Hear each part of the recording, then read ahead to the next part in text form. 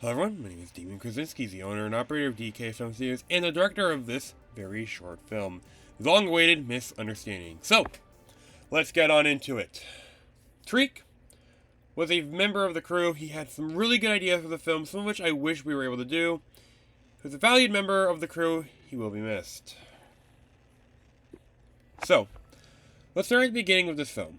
I came up with the idea back in January of 22, after working on my very first film set.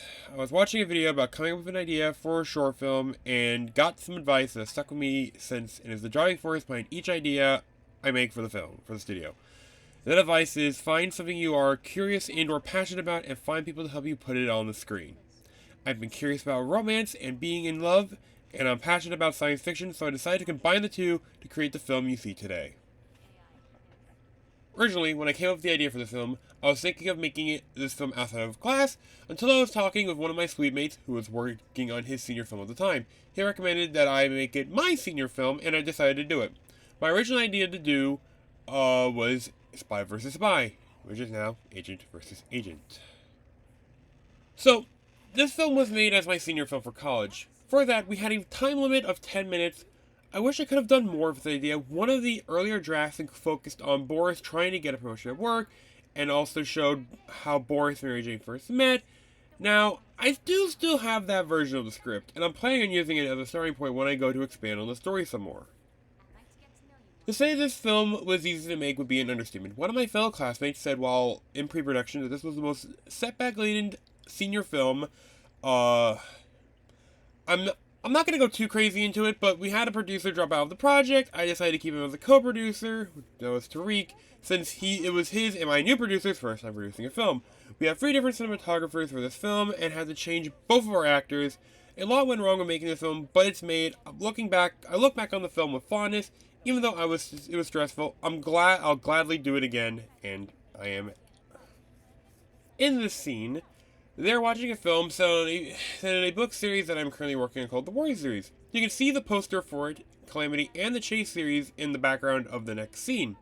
Each poster that is there are for stories I plan to tell at some point. Each poster has the name of a key crew member as the director, my way of giving them a cameo in the film. In this scene, I'm actually in the background as one of the moviegoers. You can't see my face since it is covered by darkness, but I'm in there. I am the one closest to the left side of the screen. For this scene, it was supposed to end differently. Originally, there was supposed to be a passerby who calls Mary Jane a fake human and causes a commotion. I wanted to show that the AI androids in this world are not liked by most humans. We ended up cutting it because it was jarring and felt out of place. One of my fellow students told me that they were expecting things to go in a completely different direction after that point. When I plan to go to retell the story, that is something I plan on leaning into more.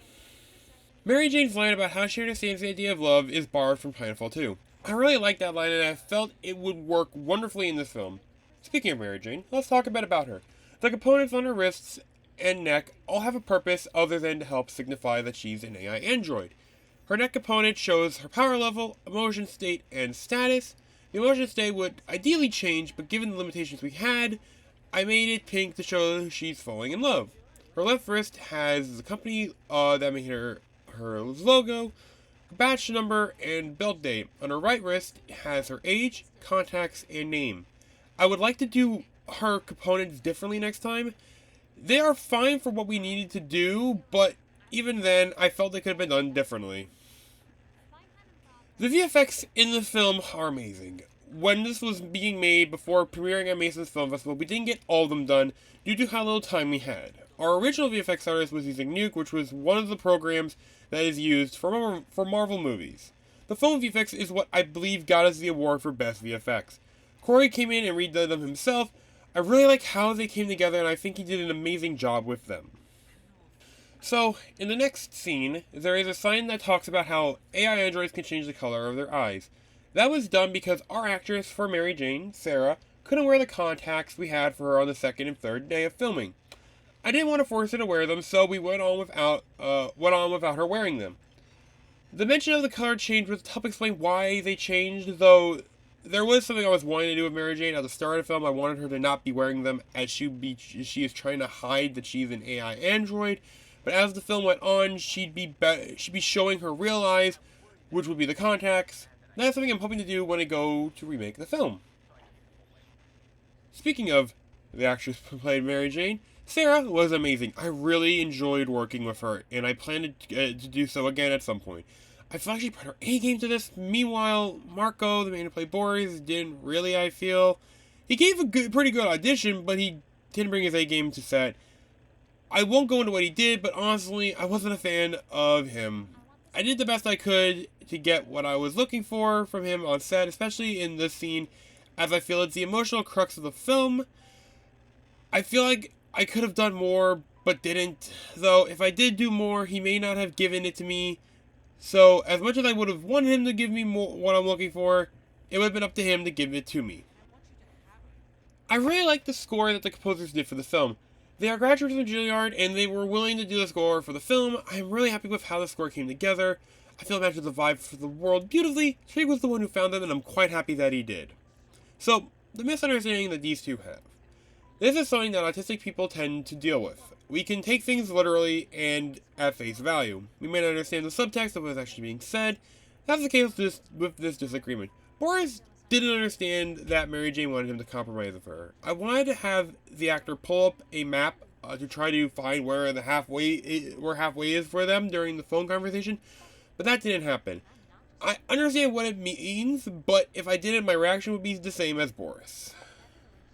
So, this scene stayed pretty much the same throughout the different versions of the script. It was in Boris' apartment instead, and the misunderstanding was more around Boris understanding his feelings and how Mary Jane wants to help.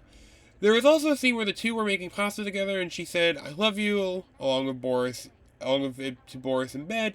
That scene ended up getting scrapped. I do plan to bring that back at some point when I go to expand on this film at some point down the line.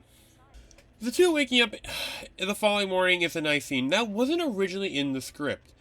Tariq suggested the scene to me, and I really liked it, deciding to run with it and use it for the film. It's very romantic and very symbolic.